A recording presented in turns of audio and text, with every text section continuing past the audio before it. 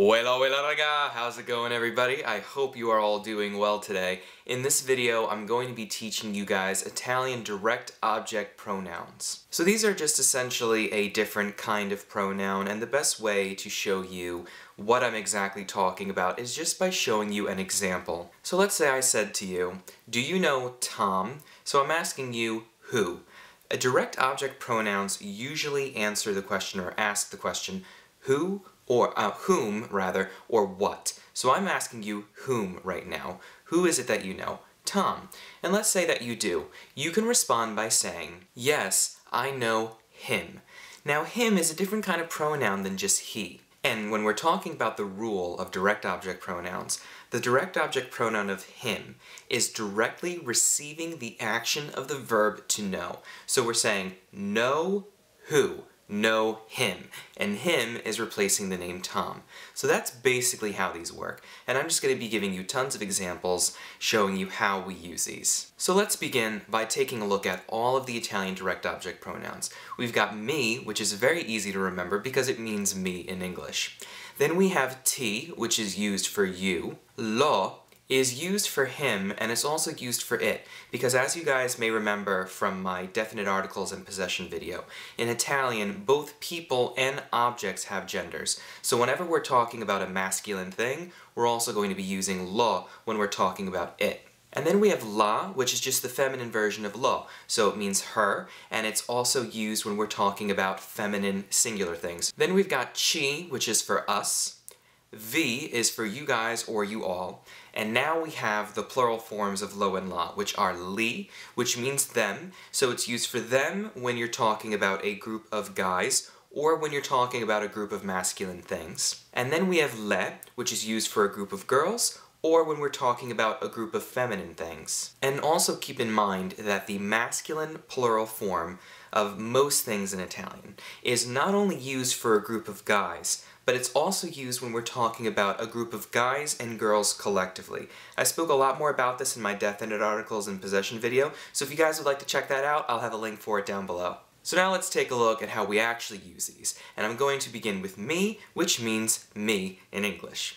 So let's say we're having a Skype call and the webcam's just turned on and I want to make sure that you can see me. So I say to you, mi vedi, which means, can you see me? Now in Italian, the direct object pronoun usually always goes before the verb, whereas in English, it usually always goes after the verb. So that's just a little difference between English and Italian. And also this kind of goes back to that thing that I spoke about in some of my past videos, like the How to Say I Like in Italian video, where I called it the backwards way of thinking. What I mean by that is, it's just a backwards way of placing the words for us English speakers, because we think, can you see me? But in Italian, it is me that you can see. It's just the way that it works. And we have the verb vedere, which is now vedi, because we're talking about tu, you, because we're saying, can you see? So that's why we conjugate the verb in the you form, because we're asking, can you see? But who? Me. So that's why we put the me in front of it. Now let's take a look at how you could respond to this question. So I said to you, can you see me? Mi vedi. Now, if you can see me, your webcam's on, my webcam's on, we're going good, you can respond by saying, si ti vedo. Si ti vedo. Now, what is the mindset behind this? What's the logic? Because it is yes, si, it's you that I can see. I can see you, as we would say in English, but yet again in Italian, they do it a little backwards. So it is you that I can see. So that's why we have the verb vedere conjugated in the io form, because we're saying, I see you. Now let's move on to lo and la. So let's say I asked you if you knew someone by the name of Matteo. So I could say to you, conosci Matteo, which means, do you know Matteo? And if you don't know him, you can respond by saying, no, non lo conosco. Because no, it is not him that I know. Now, la is used in exactly the same way. So if this example was talking about a girl, we would just put la in the place of lo. But what I want to show you is there is another way of using direct object pronouns in Italian, and it's a lot more similar to how we think and speak in English. So that's why whenever you have this situation where you can do this, you're going to love it. I know I do. So let's take a look at this example. La voglio vedere or voglio vederla. So this means I want to see it or I want to see her. Just depends on the context and exactly what we're trying to say. So the typical way in Italian is putting the direct object pronoun before the verb, like we have here in la voglio vedere. It is it that I want to see. But here's the thing with Italian. Whenever we've got two verbs in a sentence, unless we're talking about a certain compound verb tense where we've got an auxiliary verb, otherwise known as a helping verb, where we have two verbs conjugated, usually one verb or the first verb gets conjugated and the second isn't. In situations like this, instead of putting the direct object pronoun before the verb, we can actually tack it on to the end of the second verb, the verb that's not conjugated. So that's why you can also say voglio vederla.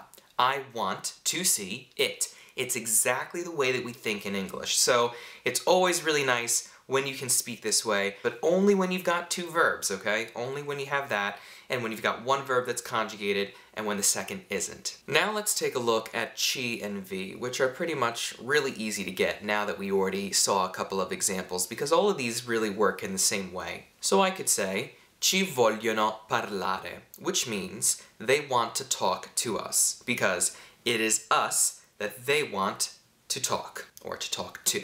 So ci vogliono parlare. Yet again though, we've got two verbs. The first one's conjugated, the second isn't. What does that mean? We could take the ci, the direct object pronoun, tack it on to the end of the verb parlare, because that's the one that's in its infinitive form. It's the verb that's not conjugated. So we could actually say vogliono parlarci, which is really much closer to our English translation of they want to talk to us. Now in a similar example with vi, I could say vi voglio parlare, which means I want to talk to you guys. How could I also say this? Voglio parlarvi, taking that direct object pronoun from the front, tacking it on to the end of the second verb that's not conjugated. Now let's take a look at li and le, which are the masculine and feminine plural forms of lo and la. So I could ask you the question, vuoi leggere I libri? Do you want to read the books? Vuoi leggere I libri? And if you want to, you can say sì, li voglio leggere. Sì, li voglio leggere. Yes, it is them that I want to read. Or you could say sì, voglio leggerli. Sì, voglio leggerli. Same thing with le. I could say vuoi vedere le foto? Which means do you want to see the photos? Vuoi vedere le foto? You could respond by saying, yes, I want to see them. Sì, le voglio vedere. Sì, le voglio vedere. Or you could say, sì, voglio vederle. Sì, voglio vederle. Now just a little thing on photo. The full word is fotografia, just as we have photograph in English. But like we, in English, shorten the word from photograph to photo, they do the same thing in Italian. And since the full word is a feminine word, fotografia, that's why it's considered feminine. It ends in an A. So even when it's shortened and it's just photo, it doesn't suddenly change to be masculine because now it ends in an O. Now what I want to do is change the level of this video a little bit, because right now it's pretty much been going really easy. It's like, alright, whatever. Now what we gotta do is make it a little harder, especially for you guys that maybe are a little bit more advanced in Italian, you're a little bit more far along in your studies. So what I want to do is show you how we use direct object pronouns when avere is involved, but particularly when we're talking about the passato prossimo, which is the past tense in Italian. I went over that in Grammar Basics too, and as always, a link for that video will be down below if you'd like to check it out. So let's take a look at how this works, but particularly whenever we're using lo, la, li, and le, okay? Because whenever you're using these four pronouns, these direct object pronouns in particular, you need to be mindful of the gender of what you're talking about with your verb. You're going to see what I'm talking about in just a second. So let's say I asked you the question, hai visto Matteo? Hai visto Matteo? Which means, have you seen Matteo or Matthew? Or, did you see Matthew? It really just depends on what you're trying to say exactly. It pretty much means the same thing. So if you did, you could respond by saying, sì, l'ho visto. Sì, l'ho visto. What happens is the direct object pronoun lo attaches onto the verb avere. In this case, it actually happens to be conjugated in the io form, so the sound is really the same, lo and lo. So if we broke this down, it would be sì, yes, lo ho visto. As you can see, no one talks by saying sì, lo ho visto. Like it's too much. It sounds very staccato, very cut up and choppy. So what we say instead is sì, l'ho visto. We actually attach the verb lo onto the verb avere. It doesn't matter how avere is conjugated, whether it's o or I for you, or a for he or she, and etc. It doesn't matter. It's always going to attach. Take a look at what happens when we're including the feminine direct object pronoun here. So if I said to you, hai visto Maria? Hai visto Maria, which means have you seen or did you see Maria? If you didn't, you can respond by saying this. No, non l'ho vista. No, non l'ho vista. So why all of a sudden does our verb visto, which is vedere in the passato prossimo, why does it change to vista with an A? We never do that. The only time we ever worry about the gender with verbs is when we're dealing with essere in the passato prossimo. Why now all of a sudden with avere? You only do this with avere when you're using direct object pronouns. That's the only time you do it, particularly with lo, la, li, and le. You could also technically do it with chi and vi. Usually mi and ti, you don't.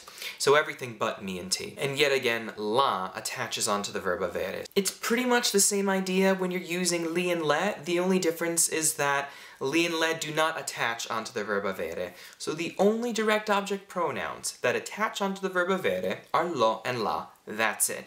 However, with li and le, we now are talking about plural things, so what does that mean?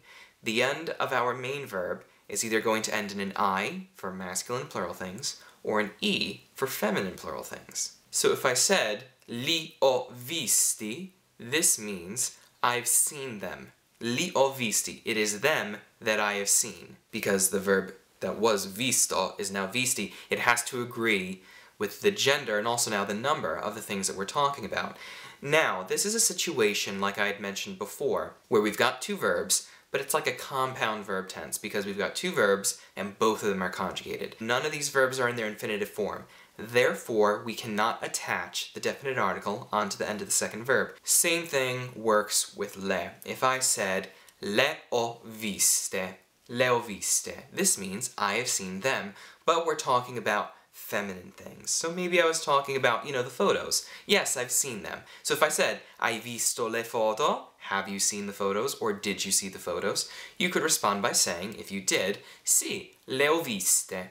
Sì, le ho viste. Yes, it is them that I have seen. So as you can see, even though, it got a little bit harder now that we're talking about how to use li, lo, la, li, and le with avere in the passato prossimo, the idea and the mechanics of this is all still the same. We just start adding on a little bit more to what we already know from what we learned in the beginning of this video.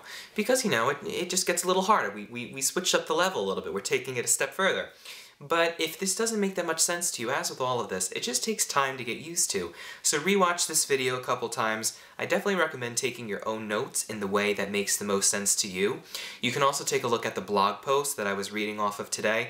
It's just got everything written out that I was talking about, so you can take a look at that. I'll have a link for it in the top line of the description. So that is basically it, guys, for this video. I really hope that you liked it and learned a lot, and thanks so much for tuning in and checking out this video. You guys are all the best, and always remember to spread the love. I'll catch you guys next time. Ciao!